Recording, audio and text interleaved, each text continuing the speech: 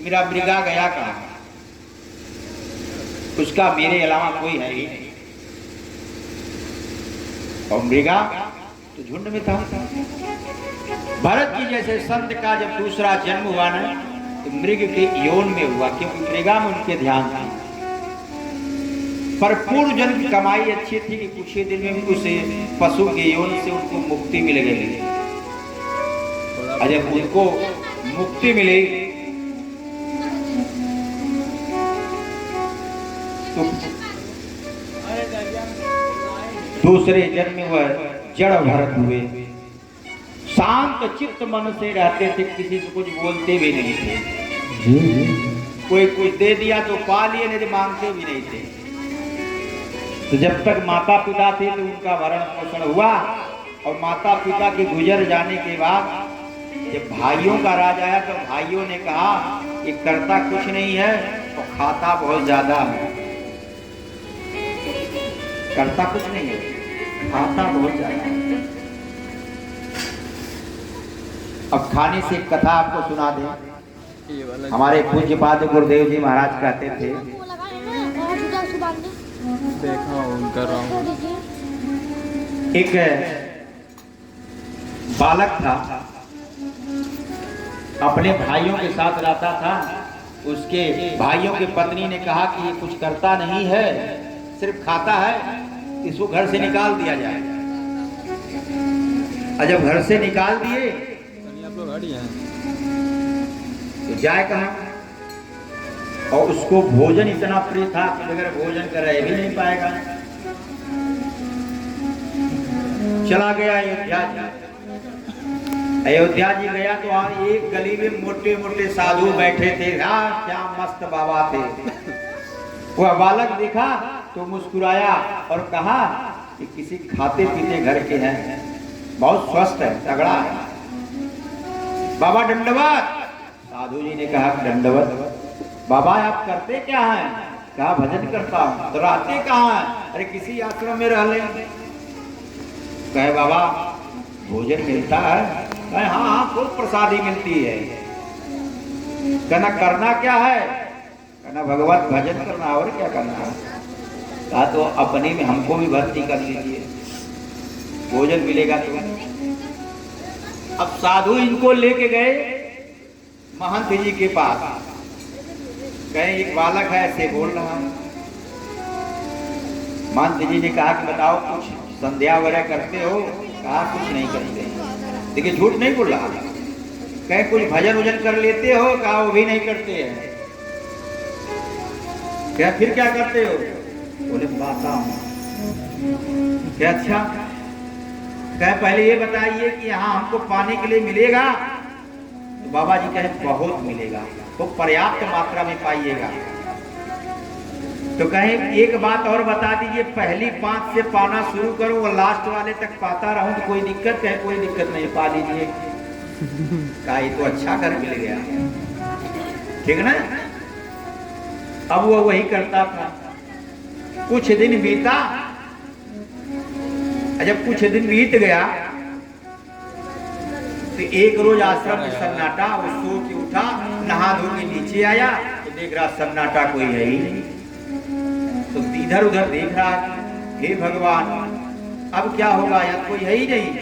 तो बाबा जी के पास गया। बाबा जी आज तो कोई दिखाई नहीं दे रहा। कहे बच्चा आज तो एकादशी है। क्या भंडारा नहीं बनेगा? आज सिद्ध ही नहीं होगा, क्योंकि एकादशी के दिन अन्न में पाप चला जाता है, इसलिए अन्न नहीं खाते हैं। तो कहा बाबा तब? कहे बच्चा यहाँ जितने लोग रहते हैं एकादशी का व्रत करते हैं। कहे बाबा हम एकादशी उसी नहीं कर पाएंगे, क्योंकि जिंदा ही नहीं रहे, हमें हमको चाहिए। बाबा हंसने लगे। कहे बताओ तो कुछ सिद्ध कर लेते हो, बना लेते हो? अब मरता क्या नहीं करता? कहाँ बना लेंगे। कहीं काम करो, भंडारी को बुलाए, कहीं भंडारे से इनको अन्न दे दीजिए। और पीछे से बाबा इशारा कर रहे हैं कि थोड़ा सा और दे दीजिएगा, क्योंकि इतना उनको चाहिए। इशारा कर दिए और इसको दे दिए सब कुछ। और कहे चले जाओ सरजू के किनारे, वहां पे पका लेना, पर भगवान का भोग लगा के ही पाना है। गुरुदेव जैसी आज्ञा। अब इसको तो मंत्र आता नहीं था, कुछ नहीं आता था, और जब भोजन सिद्ध कर लिया तब गुरुदेव का आज्ञा है भोग तो लगाना पड़ेगा, नहीं लगाएगा तो दोबारा मिलेगा भी नहीं। तो कह रहा अरे प्रभु राम आइए मेरे भोजन का भोग लगा जाइए। प्रभु राम आइए, राम आइए मेरे भोजन का भोग लगा जाइए। वो भक्त कह रहा भगवान से प्रभु राम आइए, राजा राम आइए मेरे भोजन का भोग लगा जाइए। भगवान नहीं आए तो दूसरी लाइन बोल रहा है आज एकादश है प्रभु जी, बंद है सारे आश्रम। आज एकादश है प्रभु जी, बंद है सारे आश्रम। रोकी सो की रोटी प्रभु जी, और सरजू का पानी राजा राम आइए, राम आइए मेरे भोजन का भोग लगा जाइए। प्रभु राम आइए, राजा राम आइए मेरे भोजन का भोग लगा जाइए। इसी भोजन का भोग लगा जाइए। उसकी सरलता को देखकर परमात्मा भगवान राम जी और मैया जानकी जी दोनों एक साथ प्रकट हो गए। अभी बेचारा देख रहा, न दंडवत न प्रणाम न कुछ। गुरुदेव तो मुझे पाने के लिए दिए थे और कहे भोग लगाइए, अब बताइए मैं इनको भोग लगाने ही तो बताया, ये दो लोग से पधार गए। हम तो अकेले को बनाए थे, अब दो लोग और बढ़ गए, बताइए क्या किया जाए। तो भगवान से कह रहा ये कौन है? कहे हमारी धर्म पत्नी, इनके बगैर हम नहीं जाते हैं। जैसे भी हैं अच्छे हैं, चलिए पा लीजिए। अब प्रभु राम जी और जानकी जी उसके बनाए हुए प्रसाद को पा लिए। और बेचारा देख रहा कि कुछ बचेगा तभी तो मिलेगा। इसके बाद कहा प्रभु अगली बार फिर आ जाइएगा और थोड़ा जल्दी आइएगा, बहुत विलंब करते हैं। अगली एकादशी को फिर बनाया और जब ये लोग जा रहे थे तो उनका नाम भी पूछ लिया। कहा अच्छा अगली एकादशी को कह रहा राजा राम आइए, सीताराम आइए मेरे भोजन का भोग लगा जाइए। मेरे राम आइए, मेरे राम आइए इस भोजन का भोग लगा जाइए। अब भगवान जब जानकी जी को, सीता जी को और राम जी को बुलाया तो लक्ष्मण जी को भी लेके आए। आज तो बनी वैसे भाई, एक को बुलाओ दो आते हैं, दो को बुलाओ तीन आते हैं। अच्छा ये कौन है? कहे मेरे छोटे भाई हैं, मेरा अनुज है। अच्छा जैसे भी बड़ी सुंदर है, पा लीजिए। अब तीनों लोग पा रहे हैं तो रोटी को गिन रहा है बेचारा, अभी क्या बताएं, बचेगा भी नहीं कुछ नहीं बचेगा। तीसरी एकादशी को जब लेके आया और गुरुदेव से कहा कैसा करिए कुछ बढ़ा दीजिए, तो कहे पहली एकादशी के ले गए, दूसरी को बढ़ा के ले गए, ये तीसरी को कह रहा और बढ़ा दीजिए। तो भैया क्यों बढ़ा दें, क्या बात है? कहा हम एक को बुलाते हैं तो दो आते हैं, दो को बुलाते हैं तो तीन आते हैं, हम क्या करें, हमको मिलता ही नहीं। गुरुदेव को संदेह होने लगा कि कहीं बेच तो नहीं रहा। तो गुरुदेव ने कहा भाई दे दीजिए, और पीछे से एक चेला भेज दिए, जरा निगरानी रखो तो ये राशन ले जाके क्या करता है। उस दिन चालाकी कर दिया, बनाया ही नहीं, और बैठ कर बुलाने लगा कि राजा राम आइए, सीताराम आइए, भाई लक्ष्मण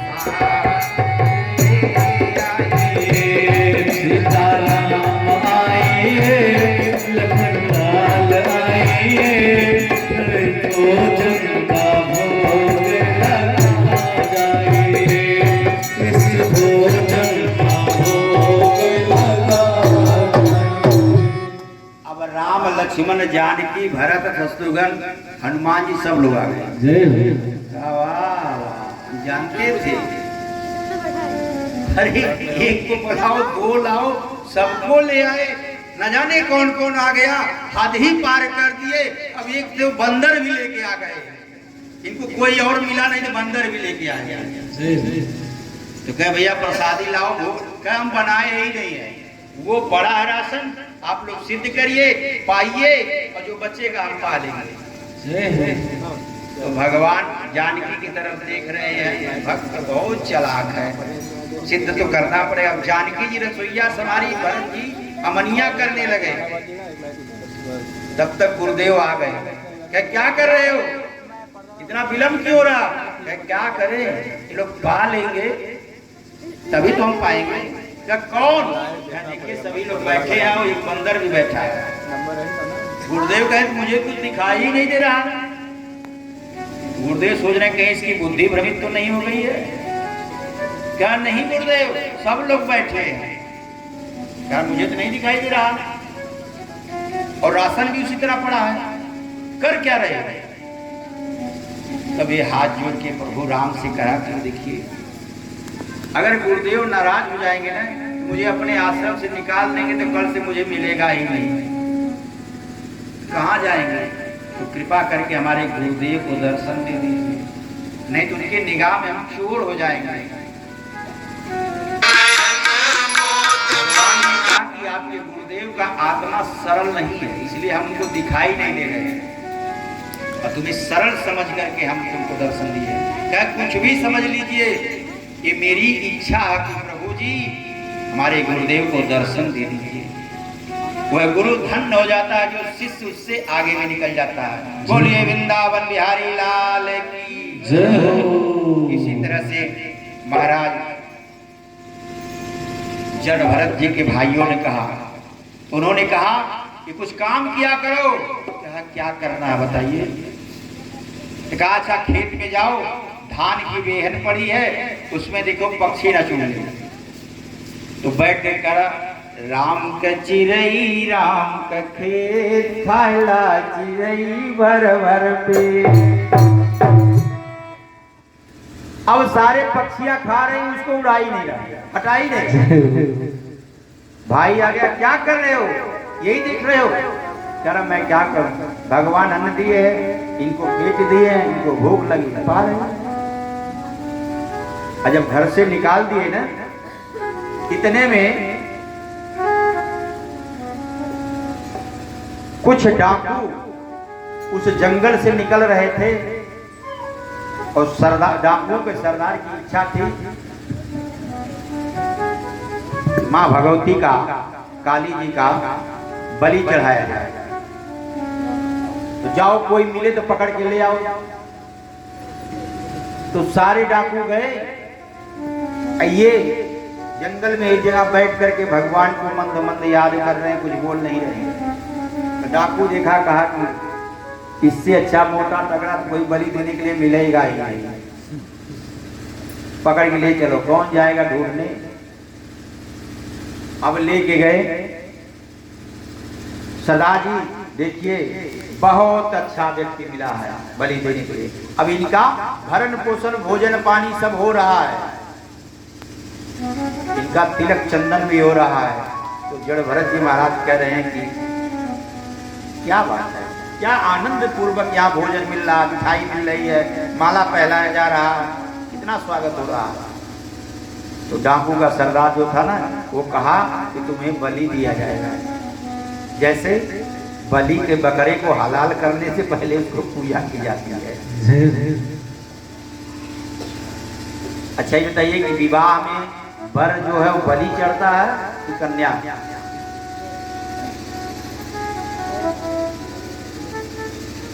कौन चढ़ता है? वर बलि चढ़ता है। क्या अनुभव इनका है।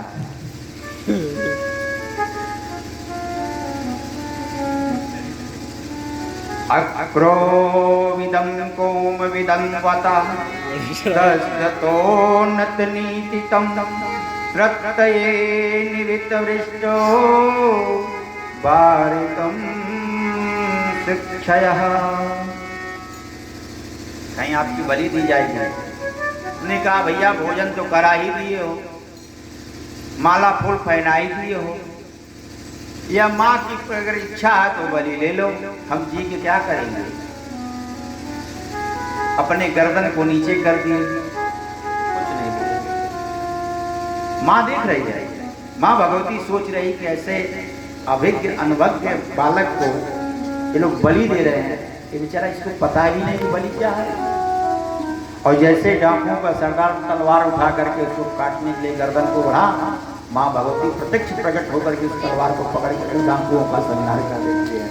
बोलिए वृंदावन बिहारी लाल की जय। अब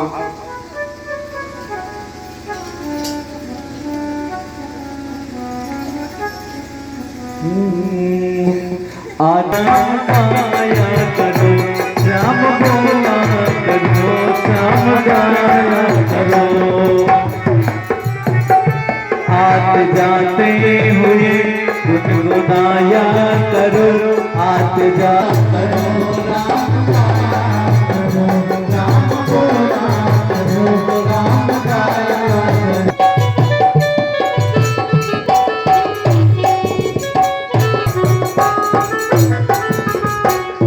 रिश्ता रखते हो जैसे तुम संसार से, मोह बंधन बंधा हो परिवार से।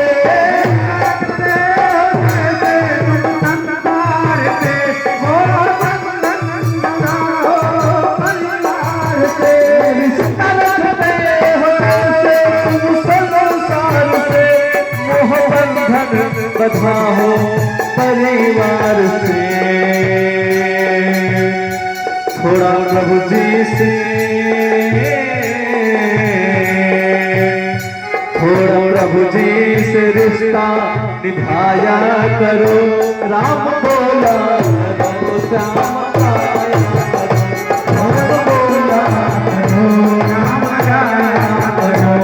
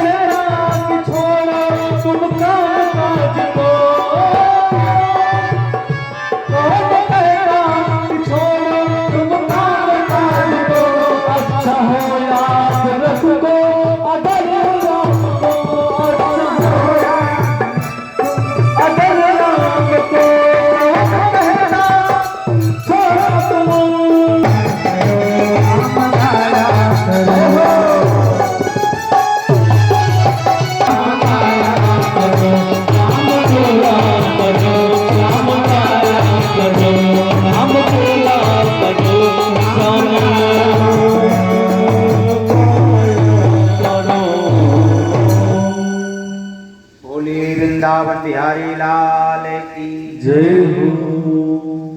महाराज भरत ने बैठे थे और वहां सिंधु सौवीर देश का राजा रघुगण पालकी में बैठ करके जा रहा था। अचानक उस पालकी के ढोने वाले, पालकी आप लोग समझ देखे हैं, पुराने लोग जो जानते हैं, अरे हम लोग शादी में गए थे, हाँ, 4 कहार लगते थे बड़ी ऊंची बात है।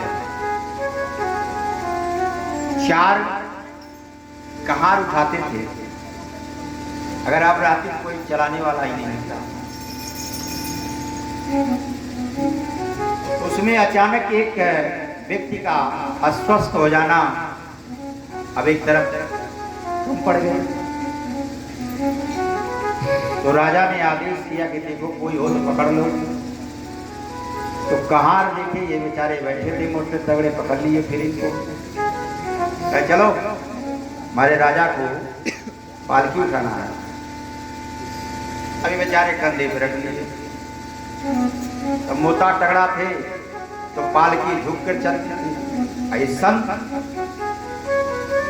रहो गणोत्पसन्नया ज्येष्ठया निर्गणं बृहत् नाछन्द चेजलं सूर्या महात्मोपे जलोदया। अपने पैरों के नीचे चींटी को देख करके उछल जाते थे कि मेरे पैर से कहीं वो दब न जाए। और जब ये उछलते थे तो पालकी में बैठा वो राजा के सर में पालकी से चोट लगती थी। इनको तो कहे महाराज हमारा एक कहार नया है, ये उछल उछल के चल रहा है। महाराज रहो गण महाराज भरत को जोर से उसको उपदेश दिया। हे राजन, तुम सिंध सौवीर देश के राजा हो। मैं पूर्व जन्म में वहां का एकापत राज करता था, मैं वहां का राजा था।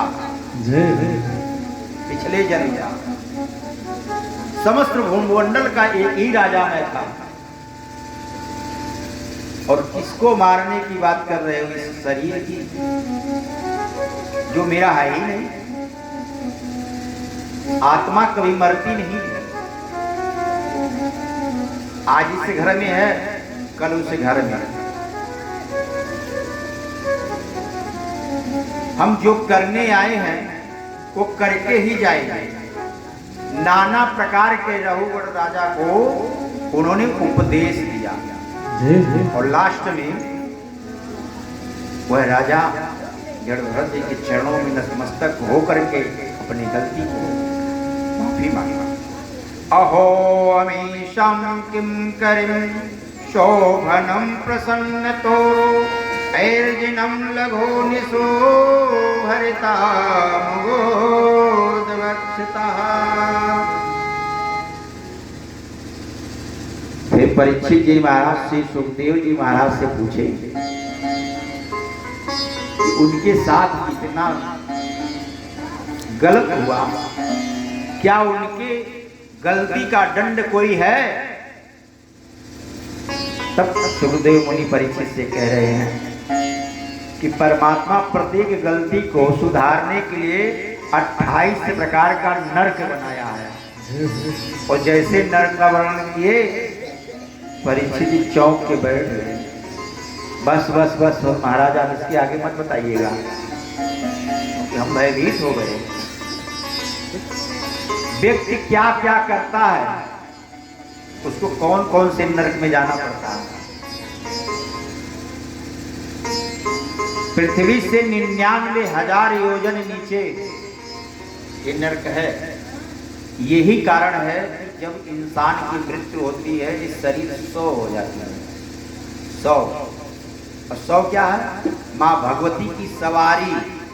और जब माँ भगवती उस पे विराजमान हो जाती है तो यही कारण है कि भगवती इतना प्रिय है पति को, माँ को आते देख करके भगवान भोलेनाथ शमशान घाट में जाकर के वास करते हैं। जय हो।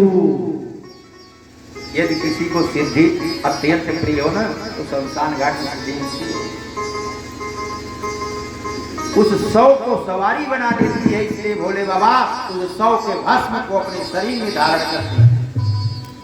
कैसे? एक बट वृक्ष पे एक चकवा पक्षी था। आप लोग जानते होंगे उस पक्षी का नाम,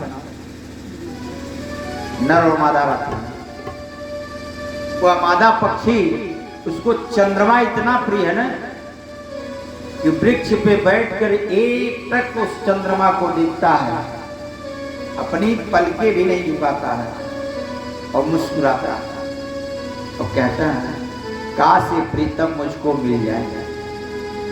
चंद्रमा पर पक्षी में इतना साहस नहीं है कि उड़ करके वो चंद्रमा को छू ले, और चंद्रमा अपना मर्यादा भूल नहीं सकता क्योंकि जमीन पे आ जाए। दोनों की एक मर्यादा है, एक रिश्ता। पूरी रात वो बैठकर चंद्रमा को देखता है, काश से मेरा प्रीतम मुझको मिल जाए, प्रेम कर बैठता है।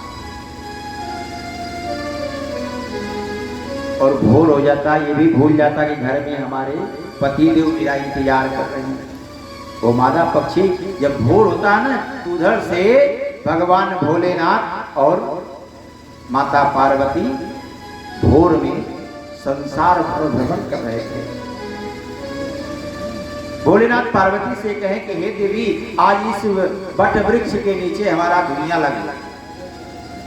यह कान, वो पक्षी के कानों में जब यह शब्द गया ना, अत्यंत प्रसन्न हो गई, मुझको मेरा प्रीतम मिल गया। कैसे? कहा मैं जीते जी उस प्रीतम को देख रही हूं, लालसा रख रही हूं, इच्छा है पर पा नहीं सकती। तो जीते जी इस अगर इस शरीर से नहीं मिला तो मर करके इस शरीर को प्राप्त कर लेंगे प्रीतम को। चंद्रमा अत्यंत सौंदर्य है, उसकी सुंदरता अतुलनीय है, बखानी नहीं है, कोई उसका बखान कर ही नहीं पाएगा, इतना सुंदर है। कैसे विचार कर ली? कहे कि भोलेनाथ जब यहाँ धुइयां लगाएंगे, अग्नि प्रज्वलित होगी, तो मैं उसी में कूद करके आत्मदाह करूंगी, और उस अग्नि के राख के साथ मेरे शरीर का भी राख हो जाएगा। और सुबह में भोलेनाथ जब उस राख को अपने शरीर में धारण करके मर्दन करेंगे, तो मेरे शरीर का जो भस्म होगा, जब वो मस्तक पे लगाएंगे तो उनके मस्तक पे वो चंद्रमा विराजमान है। मेरी शरीर की रात को उस प्रीतम को तो पा लेगी। यह प्रेम होता है। बोलिए वृंदावन बिहारी लाल की जय। इसी तरह से जब वो 100 का मृत्यु होती है तो उसका शरीर ऐसे, देखिए एक छोटी सी आप लोगों से गुजारिश है कि अपने अपने घर में थोड़ा सा काला तिल रखा करिए। क्यों? फैशन में जीना छोड़ दीजिए, यथार्थ सत्य जो चीज वेद शास्त्र में लिखा है उस पे जिए। जिंदगी अगर जीना हो तो कथा को छोड़ करके बीच बीच में बता इसलिए रहे कि हम आप लोग शिष्य हैं, हम गुरु हैं। गुरु का धर्म ही होता उपदेश देना।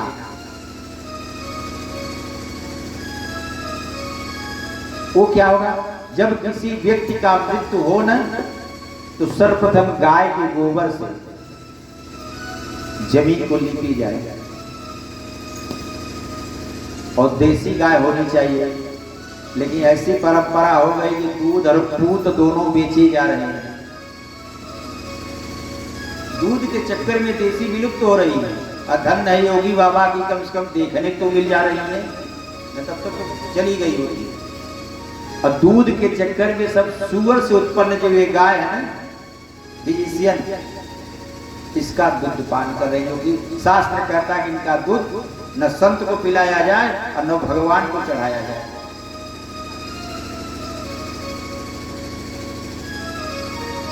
देसी गाय के रोम रोम में देवी देवता वास करते हैं, इसीलिए उनके जो गाय के गोबर होता है उसमें लक्ष्मी जी वास करती हैं। घर में लीपा जाता था, लक्ष्मी जी रहे। गौरी गणेश बना, गणेश तो गौरी बनाया जाता था ना, गौरी मैया बनती थी ना गोबर की। अब कभी बना दीजिए 2-4-7 दिन अगर रखना हो तो उसमें कीड़े पड़ जाएंगे, क्योंकि ये मैया की है। वो मैया तो कोई और है, गो माता। तो गाय के गोबर से जमीन को लीप दीजिए, काला तिल वहां छिड़क दीजिए उस पे, और कुसा बिछा करके तब उस 100 को लेटाइए। उसका पैर जो है दक्षिण दिशा में हो और उसका सर उत्तर दिशा में। क्यों? कि उत्तर ही कैलाश है, भगवान शिव उत्तर है। और दक्षिण दिशा ही सबको जाना है। जितने कर्म के अनुसार एक नरक बने हैं, नरक स्वर्ग सब इधर ही है। चच्चर योजन दोनों पे। तो परीक्षित जी कहें कि प्रभु बस करिए, नरकों का वर्णन न कीजिए। 28 प्रकार के नरक बताए गए। संयमपुरी है, यमराज की नगरी संयमपुरी है। यत्र यस्तु परिवातयं कालस्त्रं कालपासदो यमो पुरुषरिता कृत्मि नरके बलिं पतः। जो प्राणी किसी का धन हरण कर लेता है, किसी से ले लेता है, देता नहीं है, ऐसे प्राणी को संयमपुर में तभी नाम के नरक में डुबाया जाता है। जो लोग कहते हैं पुत्र दोष, जिनके घर में पितरों का दोष होता है, कुंभपातनम के नरक में जो यम के दूत होते हैं ना, उस जीव को उसमें जल नहीं रहता है, मवाज रहती है जो कोड़े से निकलती है, और उसमें एक गला पकड़ के डुबो देते हैं। और जो जीव छटपटाता है ना, तो उसको थोड़ा सा निकालते तो कहता हाय पुत्र, फिर उसी में डाल देते हैं, और फिर निकालते कहता हाय पुत्र, वही दोष बनता है। और जब वहां से हाय पुत्र हाय पुत्र हाय पुत्र करेंगे ना, तो यहाँ पुत्र जब उनका धन लिया, संपत्ति लिया, घर लिया, परिवार लिया, नाम लिया, गोत्र लिया, पहचान लिया, सब कुछ ले लिया, और व्यक्ति अगर मर गया तो गले से चैन भी निकाल लिया। किसी के मृतक व्यक्ति के कफन में कोई जेब नहीं रहता कि कुछ रख के ले जाएगा।